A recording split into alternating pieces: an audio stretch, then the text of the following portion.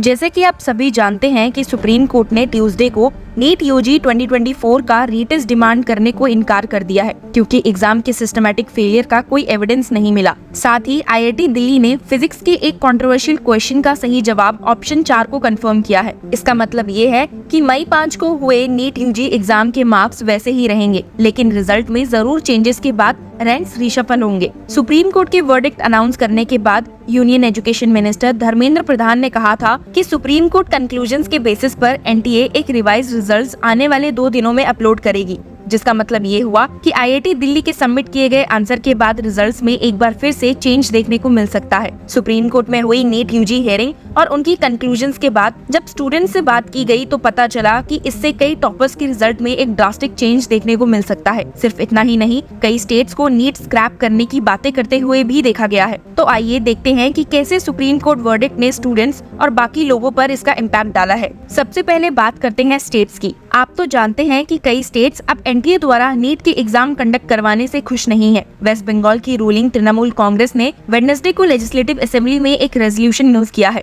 जिसमें National Eligibility cum Entrance Test यानी कि नीट की निंदा की गई है और स्टेट में ज्वाइंट एंट्रेंस टेस्ट यानी कि जेई को दोबारा शुरू करने की भी मांग की गई है। इसमें सरकार से कहा गया है कि वो मेडिकल कॉलेजेस में एडमिशंस के लिए state based joint entrance exam conduct करे, ताकि स्टेट में एक robust public health care system ensure किया जा सके। रूल 169 के तहत पास की गई ये रेजोल्यूशन, जो मिनिस्टर शोभनदेव चट्टोपाध्याय ने टेबल की थी, में कहा गया है कि नीट जो एनटीए द्वारा बिना स्टेट गवर्नमेंट के किसी कंसल्टेशन की कंडक्ट की जाती है, ये एक फेडरल और डेमोक्रेटिक देश जैसे इंडिया में डिजायर्ड और एक्सपेक्टेड नहीं है। आपको बता दूं कि इससे पहले जून में चीफ मिनिस्टर ममता बनर्जी ने प्राइम मिनिस्टर नरेंद्र मोदी को एक लेटर भेजा था, जिसमें उन्होंने नीट को एबॉलिश करने और पहले वाले सिस्टम को रिवर्ट करने की अपील की थी, जिसमें स्टेट्स अपने एंट्रेंस एग्जामिनेशंस खुद कंडक्ट करते थे। रेजोल्यूशन ने एनटीए की निंदा की उसके फेयर और इम्पार्शियल एग्जामिनेशन कंडक्ट करने में फेलियर को लेकर और स्टेट गवर्नमेंट से मांग की कि वो ग्रेटर पब्लिक गुड के लिए स्टेट में ज्वाइंट एंट्रेंस एग्जामिनेशंस ऑर्गेनाइज करे। मिस्टर चट्टोपाध्याय ने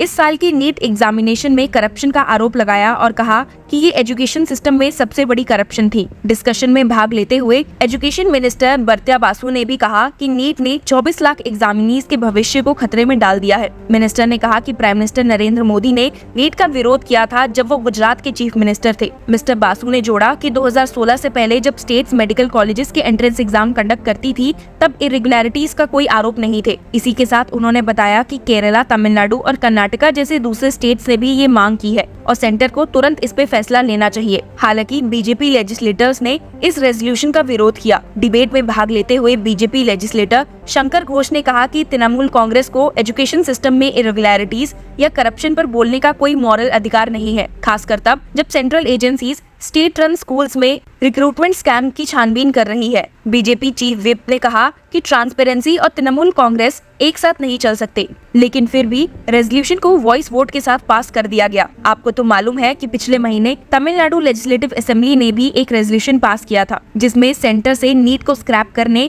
और स्टेट गवर्नमेंट्स को मेडिकल एडमिशन अंडरटेक करने देने की मांग की गई थी। तमिलनाडु के बाद इस हफ्ते के शुरू में कर्नाटका कैबिनेट ने भी एक प्रपोजल अप्रूव किया है और ऑनगोइंग सेशन के दौरान दोनों हाउसेज में रेजोल्यूशन पास करने वाले हैं। अब एक और 4 स्टेट्स नीट को स्क्रैप करने का पूरा मन बना चुके हैं, वहीं दूसरी ओर सेंटर ने वेडनेसडे को ये साफ कर दिया है कि नीट एग्जाम या काउंसलिंग को बंद करने का कोई प्लान नहीं है और न ही स्टेट वाइज एंट्रेंस एग्जामिनेशंस को वापस लेने का। ये बात minister of state for education Sugandha Majumdar ने राज्यसभा में लिखित जवाब में कही, जब मेडिकल एग्जामिनेशन के ऊपर विवादों के बीच ये सवाल उठाया गया। मिनिस्टर ऑफ एजुकेशन ने ये भी कहा कि नीट यूजी 2024 में एलिज इरेगुलरिटीज जैसे कॉन्स्पिरेसी, ब्रीच और चीटिंग की सीबीआई इन्वेस्टिगेशन का ऑर्डर दिया गया है और एग्जाम सिस्टम और एनटीए के फंक्शनिंग में सुधार लाने के लिए एक हाई लेवल कमेटी बनाई गई है। खैर, एंड रिजल्ट क्या होता है इसका तो पता नहीं, पर एक बात तो तय है कि इस कंट्रोवर्सी के चलते सबसे बड़ा नुकसान स्टूडेंट्स का हो रहा है। तो जैसे कि हमने आपसे कहा कि सुप्रीम कोर्ट वर्डिक्ट ने स्टूडेंट्स को काफी ज्यादा इम्पैक्ट किया है, यहाँ तक कि टॉपर्स के रिजल्ट में भी बहुत बड़ा चेंज देखने को मिल सकता है। सुप्रीम कोर्ट के डायरेक्शंस के अनुसार एनटीए से उम्मीद है कि वो नीट अंडर ग्रेजुएट एग्जामिनेशन के लिए एक रिवाइज्ड मेरिट लिस्ट जारी करेंगे।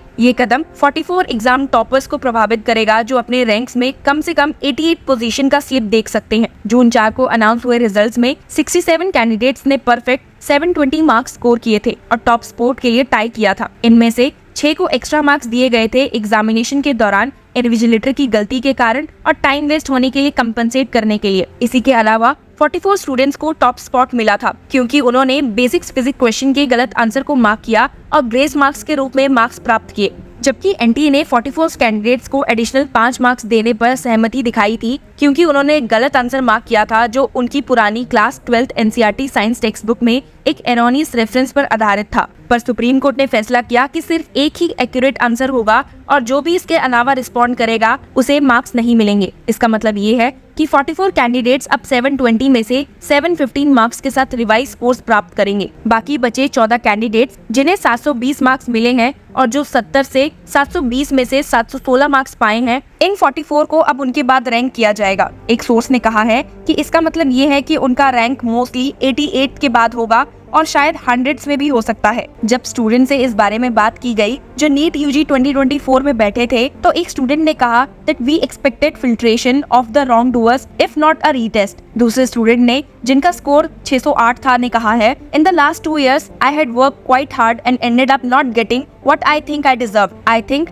No retest is an injustice to many. एक स्टूडेंट जिसका स्कोर 608 था ने कहा है I will lose 5 marks, which means a total of 603. This means my rank will fall and I might not get admission to a good college. हालांकि कुछ students ने verdict से रिलीफ महसूस किया है। सोहानी, एक और स्टूडेंट जिसका स्कोर 550 था, ने कहा कि उनकी प्रिपरेशन में मोमेंटम बिल्ड होता है। To expect us to give the exam again after a break of 2 months would be unfair. उन्होंने कहा और बताया कि कई स्टूडेंट्स श्योर नहीं है कि नीट एग्जाम बिना माल प्रैक्टिस के हो सकता है, जैसे बिहार केसेस में सामने आया। आपको बता दूं कि ये नेशनल लेवल एग्जाम का वर्डिक्ट देश भर के कैंडिडेट्स को अफेक्ट करता है। मध्य प्रदेश की आशी जैन, जिनका स्कोर 685 है, ने कहा है I and mostly all my peers were solemn about no retest because it's very difficult to study again after not studying at all for a month. However, after the whole chaos, we were advised by our teachers to start studying again in the mid-June. उन्होंने कहा in our case there was no misconduct at all at the center except the invigilator was wasting some of our time.